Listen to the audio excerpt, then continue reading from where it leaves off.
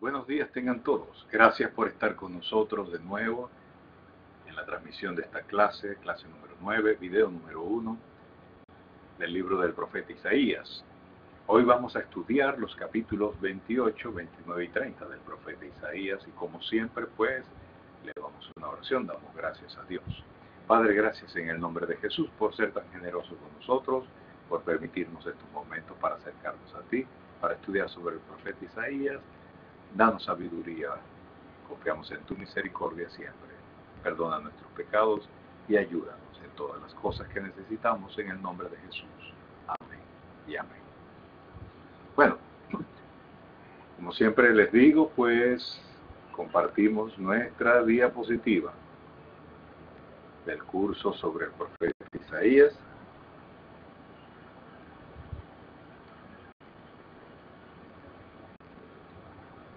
Y ya la vamos a mostrar en nuestras pantallas.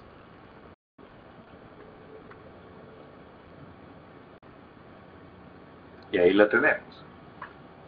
Como siempre, mi nombre, profesor Alirio Ortega, y mi correo electrónico alied7@gmail.com, donde con gusto pues yo responderé a las evaluaciones de los exámenes que ustedes me envíen, e igualmente también a cualquier duda o inquietud que tengan sobre el Instituto Bíblico Internacional de Texas. En nombre de le doy la más cordial bienvenida pues a este curso. Y seguimos adelante, y como ya les dije, clase 9 del video número 1, y estaremos hablando sobre ayes en algunas ciudades o reinos que resultaron ser corruptos e impenitentes.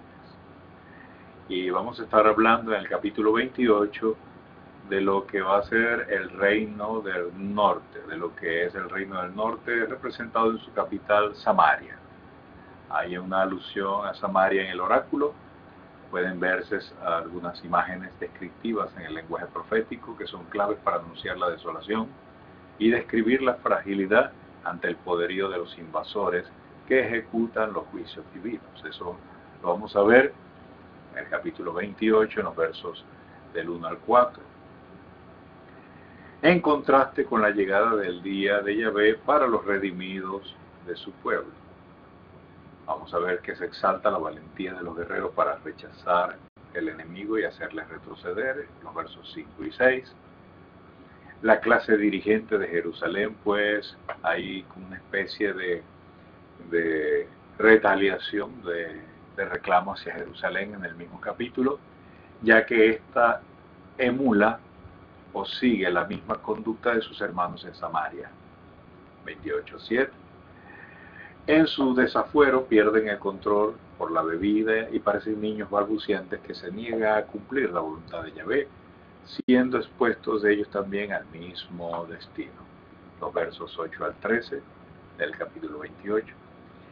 Y los habitantes de Jerusalén son representados en copleros que irónicamente pactan con la muerte como intentando sobornarla y engañándola. Es una alusión probable a las alianzas de origen humano. 28:15. Pero Yahvé tiene otros planes y coloca una piedra como base fundamental, sólida y estable para sostener la fortaleza del pueblo como templo y ciudad de Dios. Eso lo vamos a ver, verso 16. Y Yahvé tiene que juzgar al pueblo y quitar de ella lo que no es productivo para lo que en verdad produzca fruto para su gloria y para su honra. Capítulo 28, los versos 17 al 29. Entonces, ya hemos visto brevemente nuestro esquema con el que vamos a estar trabajando, y estamos también compartiendo con la versión de Reina Valera, e igualmente podemos comparar con otras versiones de la Biblia si usted lo desea. Pues les diré que los capítulos 28 al 35 suelen considerarse por los teólogos y exégetas como un grupo especial de profecías caracterizadas por empezar todos con la palabra combinatoria ay, Ya eso lo habíamos estudiado anteriormente.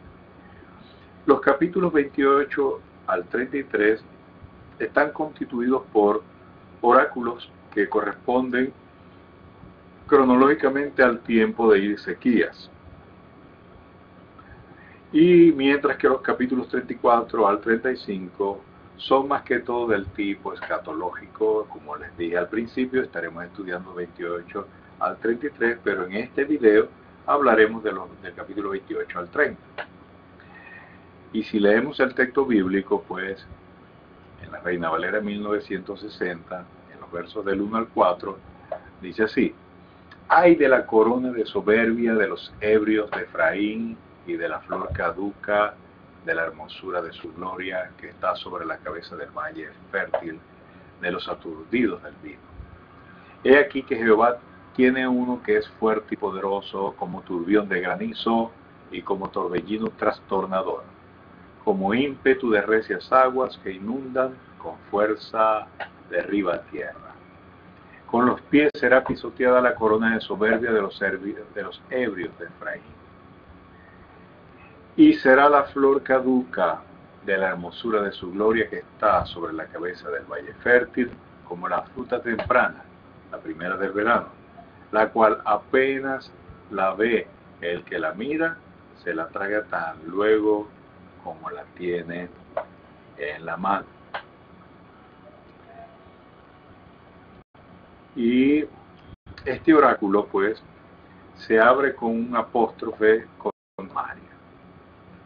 La llama la corona de soberbia y está sobre la cima de un valle fértil, que quizás representa la mejor definición de su posición geográfica sobre una colina redonda con sus calles escalonadas, rodeadas por otras colinas, formando como una corona de guirnalda, colocada sobre la cabeza de los ebrios, entregados a todos los excesos sensuales. En uno de los apócrifos del Antiguo Testamento, en Sabiduría de Salomón 2.7, ellos hablan de coronarse de rosas. La corrupción sensual de los nobles de Efraín, que es la tribu representativa del reino del norte y que vendría siendo sinónimo de esta y de su capital Samaria, ha sido pues en cierta forma desenmascarada unos años antes por el profeta Amós. Por eso la frase ebrios de Efraín adquiere todo su realismo en esta descripción. Samaria es como una corona adornada con muchas flores marchitas de los entregados a la disolución. Es una flor marchita porque su ruina se aproxima y va a perder su esplendor y su majestad. Los palacios de Samaria eran famosos por sus labores de marfil y por su fastuosidad. La corrupción moral consiguiente al periodo de prosperidad que hubo producto del reinado de Jeroboam II llegó a su colmo pocos años antes de su ruina. Las dinastías se sucedieron con rapidez increíble porque no había más que la ley de la fuerza y de la espada. Si ustedes recuerdan la historia bíblica, notarán pues que las dinastías después de Jeroboam II se suceden una tras otra debido a rebeliones por el poder y duraban muy poco. El castigo sobre la ciudad corrompida vendrá enviado por Dios, que tiene reservado su instrumento de castigo. Aquí se le llama un instrumento fuerte y poderoso, como si fuera pues una tempestad o una turbonada de granizo. Hace alusión pues al ejército asirio que ya entonces había tomado Siria y se disponía a emprender sus incursiones por Palestina. Teglat-Pilesar III había sido el iniciador de las grandes conquistas en el Mediterráneo. Su sucesor, Salmanasar V, las continuaría y pondría sitio a Samaria en el 722. Pero el conquistador real de esta sería Sargonzo en el 720, entre el 721 y el 705, Y Samaria será para los conquistadores asirios como una breva tempranera, como un fruto tempranero que se come con toda la ilusión por ser las primicias de los frutos y aparecer unos meses antes de los otros normales, o sea, una fruta tempranera. Digamos así que si es una fruta tempranera aparecería en junio, ¿verdad? Mientras que lo normal sería que la higuera diera sus frutos en agosto en Palestina. Samaria pues sería la primicia de las conquistas de los asirios en Palestina, y por eso su conquista constituía una verdadera ilusión para los asirios. Y de repente pues cuando ya se anuncia el juicio sobre Samaria, nos encontramos en los versos 5 y 6 con una alusión pues de corte mesiánico. Dice: en aquel día Jehová de los ejércitos será por corona de gloria y diadema de hermosura al remanente de su pueblo, y por espíritu de juicio al que se sienta en juicio, y por fuerzas a los que rechazan la batalla en la puerta. Podría ser que la profecía hablara acerca del día en el que Sennacherib se acerca a Jerusalén, los combatientes resistan y Dios sea glorificado en la batalla que él mismo ejecutará contra los asirios cuando cerquen a Jerusalén. Eso lo vamos a estudiar más adelante. Eso es lo que algunos pues piensan.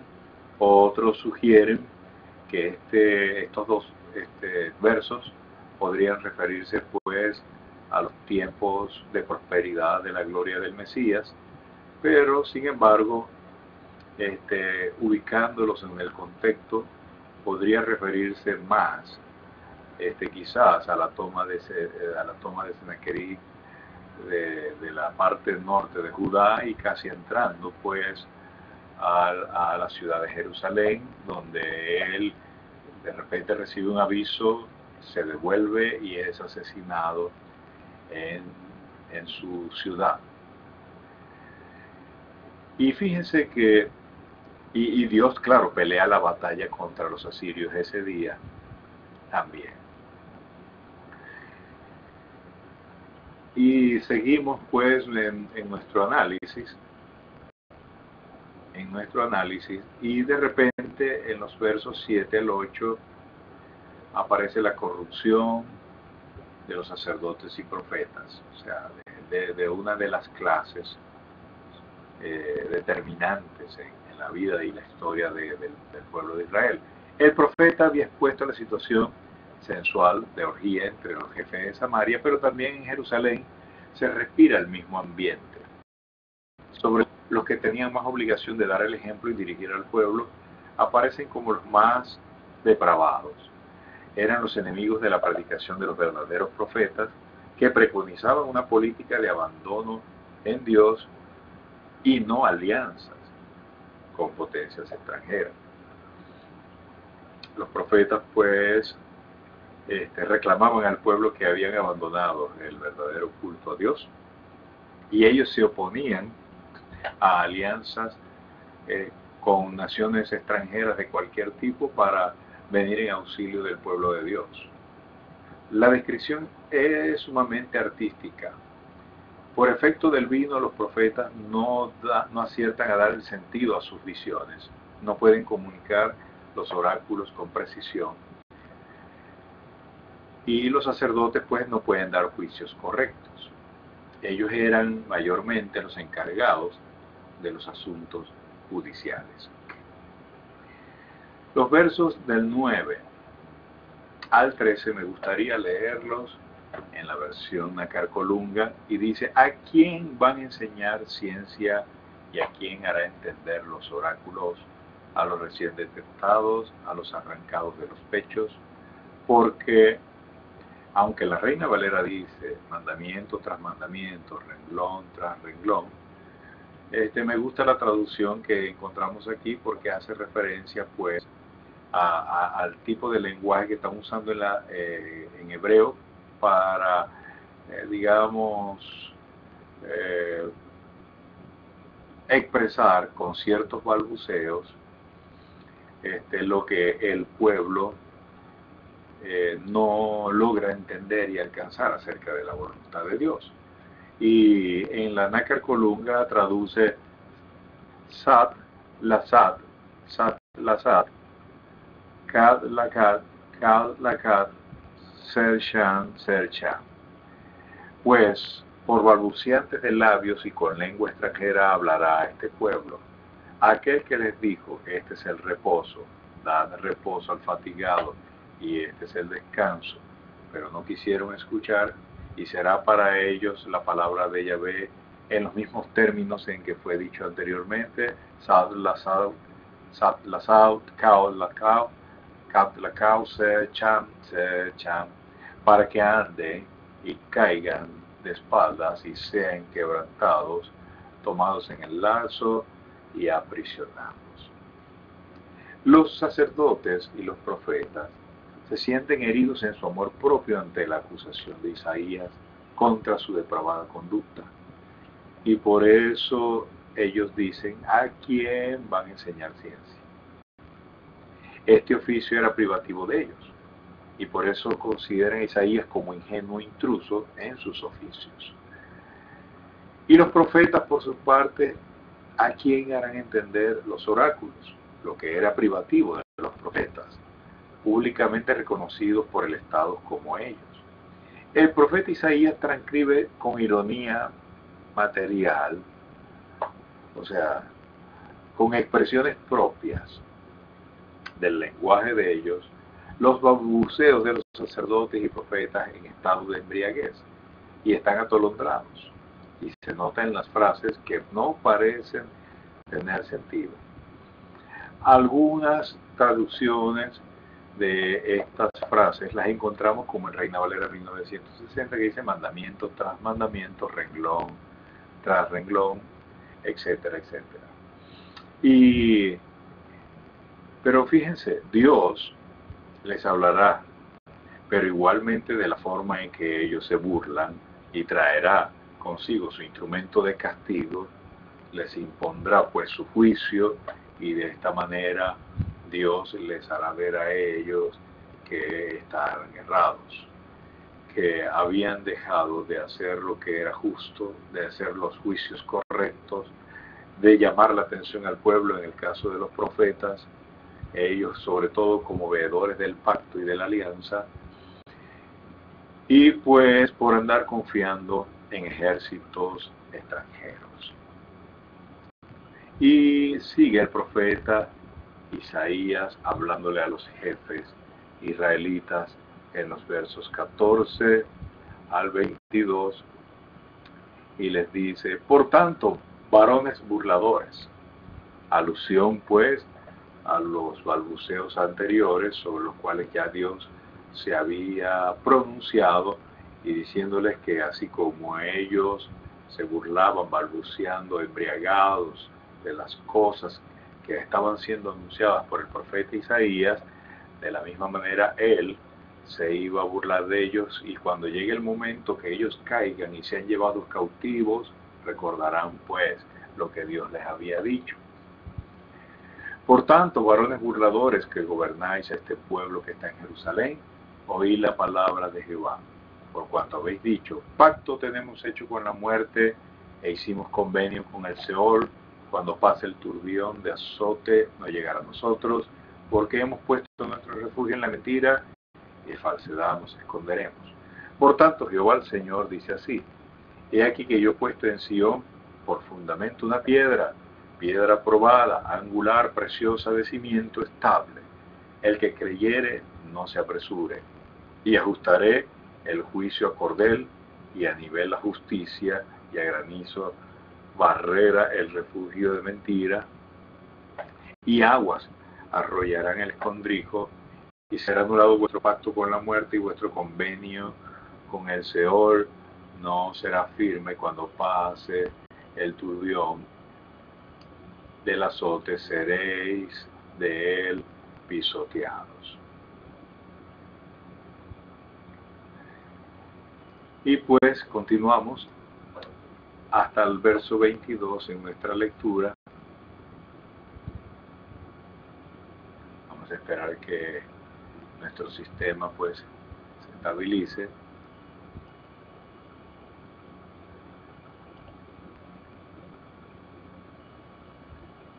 Y me permita leer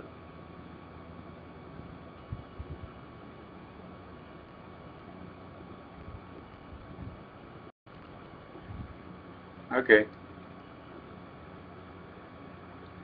y continuamos, pues no nos vamos a detener allí.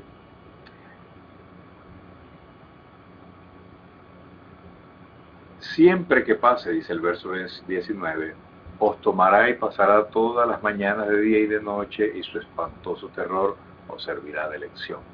Porque la cama será corta para estirarse y la manta demasiado estrecha para envolverse, porque se alzará Yahvé como en el monte de Perazín, y rugirá la cólera como en el valle de Gabaón, para realizar su obra extraordinaria, para hacer su obra inaudita, y hará que ahora no os burléis, no sea que se aprieten vuestras ataduras, pues decretada está esta ruina, la ruina sobre esta tierra. Yo sé, lo he oído decir al Señor, a Yahvé ejércitos. El profeta pues encara a sus adversarios, que se mofan de su ministerio profético. Se consideran superiores a él y como dominando la situación. Su loca autosuficiencia les hace creer que se hallan a salvo de todo peligro, y pues están confiados, piensan que tienen un pacto con la muerte. Esos son sonetes de mentiras. Dice, oye, nada va a pasar, ten paz, no te metas en esto, y se burla del profeta. Pero Dios pues les está llamando a capítulo y les está diciendo, bueno, cuando llegue el tiempo y ustedes puedan ver que mis juicios se están ejecutando, pues no hallaréis ni siquiera nada para que ustedes se puedan abrigar. No encontrarán nada con lo que puedan ustedes entrar en calor. Las alianzas que han hecho con otros no servirán, porque ustedes han abandonado al Señor. El profeta pues continúa en los versos 23 al 29 y dice, atended y oíd mi voz, prestad atención, oigan mi palabra. ¿Acaso está el labrador arando todo el día para sembrar, abriendo y rastrillando la tierra, y después de allanar la superficie no siembra la neguilla o esparce el comino, o echa el trigo en líneas o la cebada en su sitio y la avena en sus lindes? Dios le instruye y le enseña cómo ha de ser, pues no se trilla la neguina con el trillo, ni se hace pasar sobre el comino la rueda de la carreta, sino que la neguilla se bate con el palo y el comino se bate con la vara. Y el trigo se muele acaso, no es pisado sin cesar, se hace pasar sobre la rueda de su carro, pero no se muele. También esto proviene de Yahvé de los ejércitos, cuyo consejo es admirable y cuya sabiduría es grande. En esta hermosa parábola, tomada pues de escenarios agrícolas, el profeta da una gran lección teológica sobre la marcha de la providencia divina sobre su pueblo.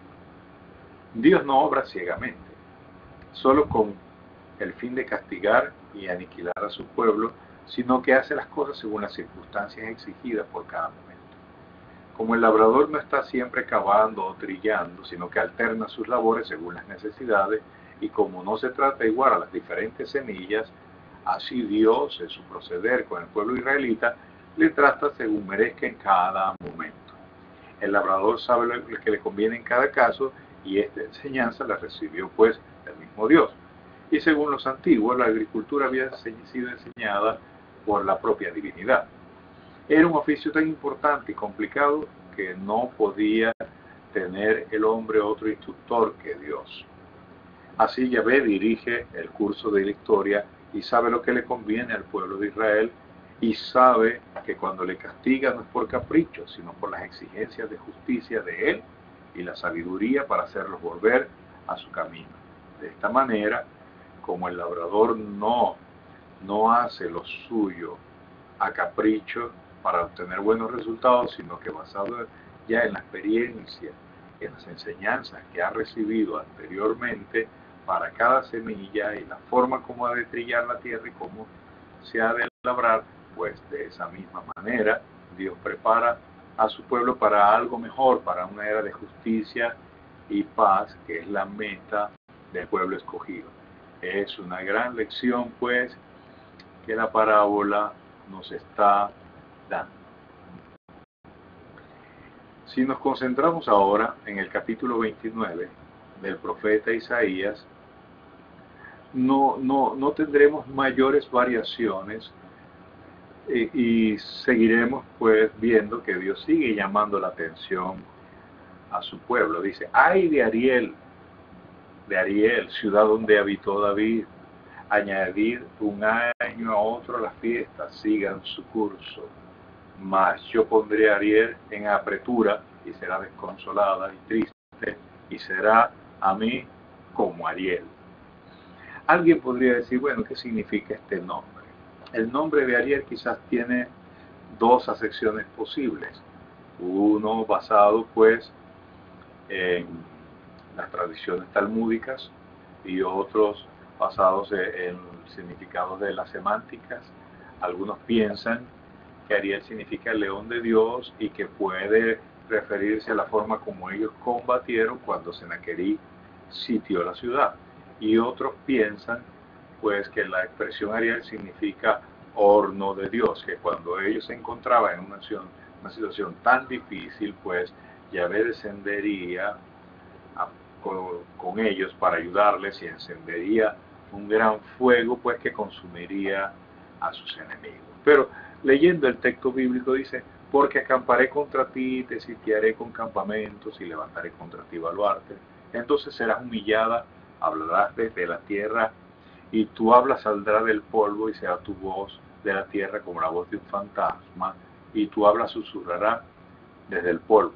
Y la muchedumbre de tus enemigos serán como el polvo menudo y la multitud de los fuertes como el tamo que pasa y será repentinamente en un momento.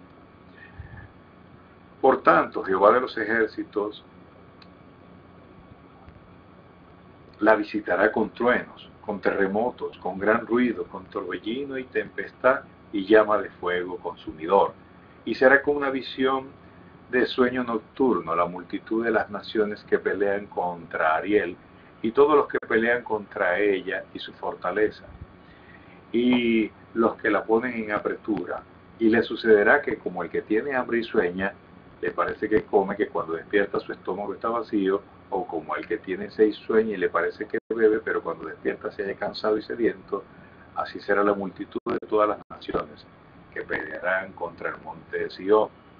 Deteneos y maravillaos, ofuscaos, embriagaos, y no de vino, tambalead y no de sidra, porque Jehová derramó sobre vosotros espíritu de sueño y cerró los ojos de vuestros profetas y puso velo sobre la cabeza de vuestros videntes.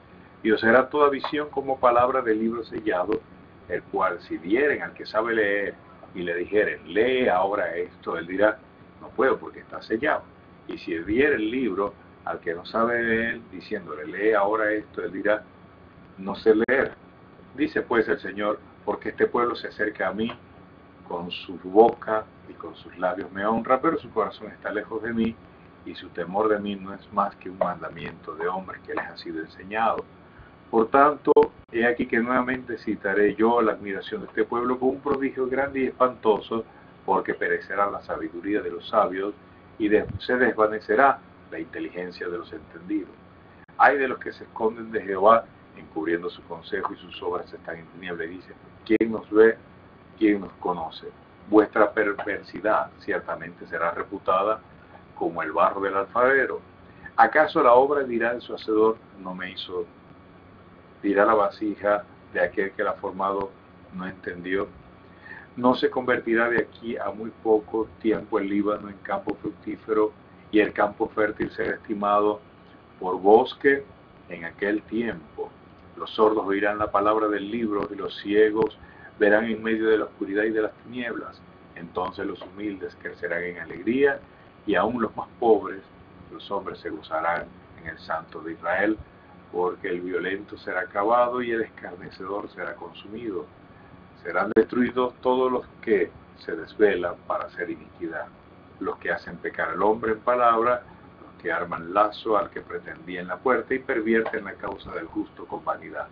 Por tanto, Jehová, que redimió a Abraham, dice así a la casa de Jacob: no será avergonzado Jacob, ni su rostro pálido, porque verá a sus hijos la obra de mis manos en medio de ellos, que santificarán mi nombre, santificarán el santuario de Jacob, temerán al Dios de Israel, y los extraviados de espíritu aprenderán inteligencia, y los murmuradores aprenderán doctrina.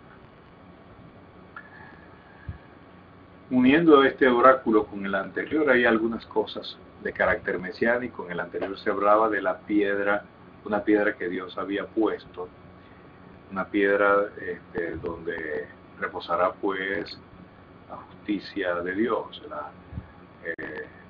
y el que en él pues no crea pues será abatido. Y ahora nos está hablando Dios a través del profeta Isaías de la forma en como él piensa castigar a Jerusalén por causa de su dureza y de su terquedad, y la forma como ellos pues se han desviado del camino de él, y lo explica de tal manera que la alianza ha sido violada porque ellos han decidido enseñar mandamientos de hombres, se olvidaron de Dios. Por lo tanto, en su corazón había otra medida, y esas medidas con las que obraban, al parecer en este caso para intentar agradar a Dios o conciliar el sincretismo en el que habían caído, pues no correspondía con los propósitos divinos. Y el Señor Jesús, en una ocasión, aludiendo a los pasajes de Isaías que ya habíamos leído, pues habla de la terquedad en el corazón. Aquí en este caso tiene que ver que el temor de Dios hacia ellos no era más que un mandamiento de hombre que les había sido enseñado. En el tiempo de Jesús, cuando Él se apropia de esta profecía y la dirige a las personas, Él habla del corazón también del hombre, que es terco en cumplir los mandamientos de Dios, alejarse de ellos, trastocarlos, cambiarles el sentido. De esta forma que la profecía de Ariel sobre la devastación futura de Jerusalén rodeada de ejércitos tiende a tener su cumplimiento también. Y aunque en este caso aparece como un atisbo de esperanza, quizás por la resistencia que harán y la forma como Dios iba a defender a la final la ciudad, porque ésta elevaría un lamento como si fuera desde el polvo de la tierra, pues a la final el pueblo no cambiaría y seguiría terco en su obstinación por el pecado. En el capítulo 30, pues, se inicia de la siguiente manera: con el ay de los hijos que se apartan, dice Jehová, para tomar consejo y no de mí.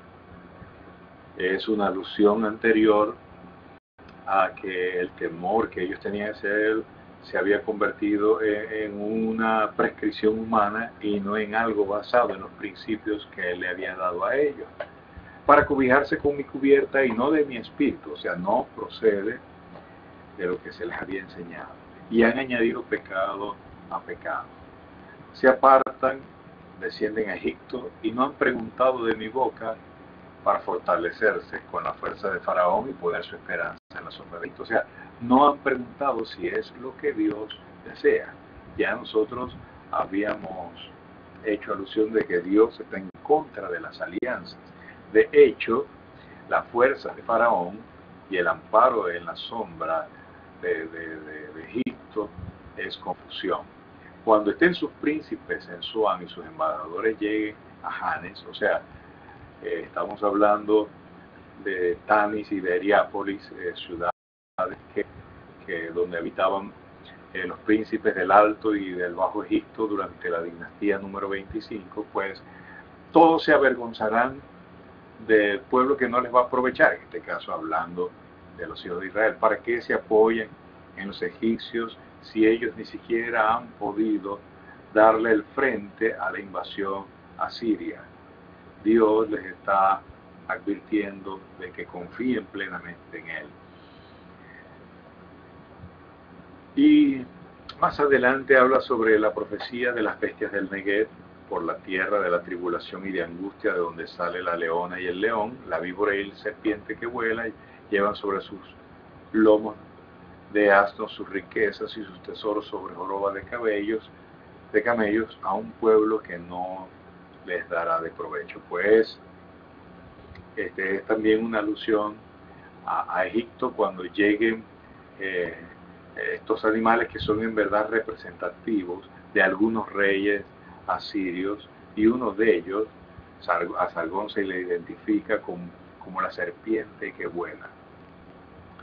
Ciertamente Egipto en vano e inútilmente dará ayuda, por tanto yo le di voces que su fortaleza sería estarse quietos. Ve pues ahora y escribe esta visión en una tabla delante de ellos y regístrala en un libro para que quede hasta el último día eternamente y para siempre. Porque este pueblo es rebelde, hijos mentirosos, hijos que no quisieron oír la ley de Jehová. Y esto lo comparamos con lo que ya ha sido dicho anteriormente y se pone de relieve que ellos estaban escuchando lo que los hombres, de la forma en que los hombres tergiversaban los mandamientos de Dios, un precepto meramente humano.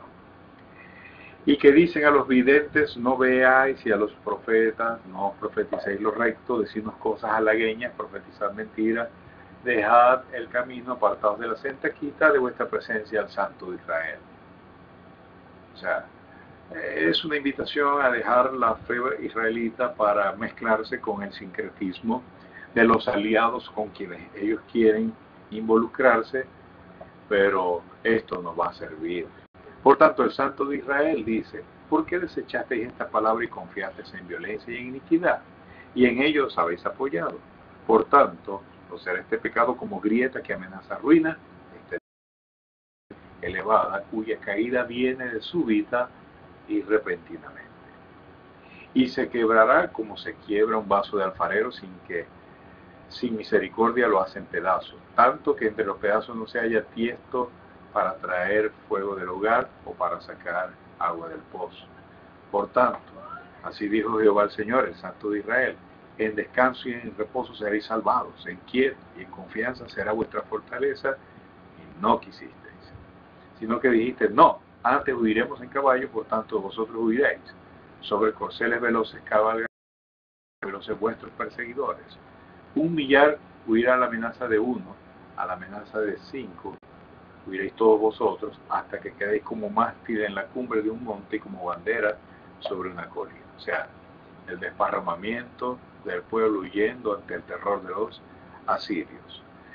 Pero fíjense, notamos que ya en tiempos cuando Sennacherib invadía Jerusalén, insistió tanto el profeta Isaías sobre que ellos que se quedaran quietos, que el rey comprendió estas palabras y ellos, a pesar de la resistencia que estaban oponiendo, decidieron que Dios peleara sus batallas y el resultado fue promisorio, el resultado fue bueno. Y pues Dios hizo cumplir en cierta forma la promesa que había estado anunciando acá. Pero si no lo hacían, ya sabían lo que les esperaba. Por tanto, Jehová esperará para tener piedad de vosotros. Y por tanto, será exaltado teniendo de vosotros misericordia, porque Jehová Dios es justo y bienaventurados todos los que en Él confían. Ciertamente el pueblo morará en Sion, en Jerusalén. Nunca más llorarás. El que tiene misericordia se apartará de ti. Al oír la voz de tu clamor te responderá. Bien, que os dará el Señor pan de congoja y agua de angustia con todo. Tus maestros nunca más te serán quitados, sino que tus ojos verán tus maestros. Entonces tus oídos oirán a tus espaldas palabras que digan, este es el camino, andad por él, y no echéis a la mano derecha ni tampoco torzáis a la mano izquierda. Entonces profanarás las cubiertas de tus esculturas de plata y las vestiduras de tus imágenes fundidas de oro, las apartarás como trapos asquerosos, sal fuera, les dirá. Entonces dará el Señor lluvia a tu sementera, cuando siembres la tierra dará pan del fruto de la tierra y será abundante. Tus ganados en aquel tiempo serán apacentados en espaciosas dehesas. Tus bueyes y tus asnos que labran la tierra comerán grano limpio y aventado con pala y criba, y sobre todo monte alto y sobre todo collado elaborado habrá ríos y corrientes de agua en el día de la gran matanza, cuando caigan las torres. Y la luz de la luna será como la luz del sol, y la luz del sol 7 veces mayor como la luz de 7 días, en el día que vendare Jehová la herida de su pueblo y curare la llaga que él causó. Y aquí que el nombre de Jehová viene lejos, su rostro encendido y con llamas de fuego devorador, sus labios llenos de ira y su lengua como fuego que consume, su aliento cual torrente que inunda llegará hasta el cuello para zarandear a las naciones con criba de destrucción, y el freno estará en las quijadas de los pueblos haciéndoles errar. Vosotros tendréis cántico de noche en el que se celebra Pascua, y alegría de corazón como el que va con la flauta para venir al monte de Jehová, al fuerte de Israel. Y Jehová hará oír su potente voz, y hará ver el descenso de su brazo, con furor de rostro, y llama de fuego consumidor, con torbellino, con tempestad y piedra de granizo. Porque Asiria, que hirió con vara, con la voz de Jehová será quebrantada. Y cada golpe de la vara justiciera que asiente Jehová sobre él, será con panderos y arpas, y en la batalla tumultuosa peleará contra ellos. Porque Tofet ya de tiempo está dispuesto y preparado para el rey, profundo y ancho, cuya pira es de fuego, mucha leña, el soplo de Jehová, como torrente de azufre, lo enciende. Entonces, vemos en ese oráculo del capítulo 30 del profeta Isaías, ya habiendo avanzado por todos estos capítulos, habiendo leído anteriormente los esquemas, pues habíamos visto que en el capítulo 30 Dios les sigue diciendo a ellos que ¿para qué confiar en Egipto? Y aquí tenemos un mapa de la ubicación pues de las ciudades de Zoán y de Hanes, ¿ok? Y de la forma pues que son ubicadas arqueológicamente en los lugares donde existieron, y notamos también como el pueblo y los dirigentes confiaban en Egipto como un proveedor de socorro ante la invasión asiria. Y esto está descrito en el oráculo de las bestias que acabamos de leer. Y nosotros pues estaremos observando que dentro de estas cosas que el Señor está declarando a su pueblo, Él persiste en la necesidad de que la alianza con Egipto es descabellada, que no vale la pena, que Egipto ya tiene problemas. De hecho, Egipto fue conquistado también por los asirios, de modo que toda la esperanza que ellos podrían tener en esa alianza pues se desvanece. Y Dios pues les dice que si ellos se quedan tranquilos y quietos, Él hará lo que tiene que hacer para librarlos, como lo hizo efectivamente cuando Sennacherib rodeó a Jerusalén e intentó conquistarla.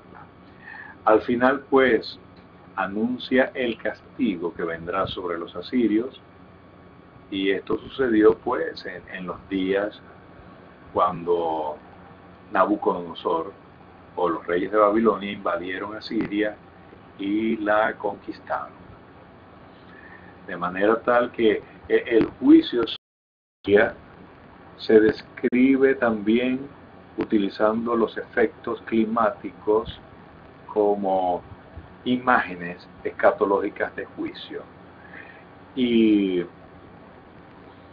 se habla también de que la forma como Dios golpeará a los asirios es semejante a la forma como se agitan o se tocan los instrumentos con el que se dan alabanzas a Dios.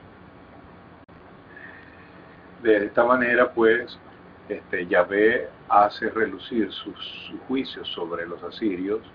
Él viene en medio de una tempestad, hace oír su voz majestuosa, su trueno, al mismo tiempo que hace descender su brazo. Son expresiones para indicar que él está peleando por su pueblo, que está vengando a su pueblo de los asirios.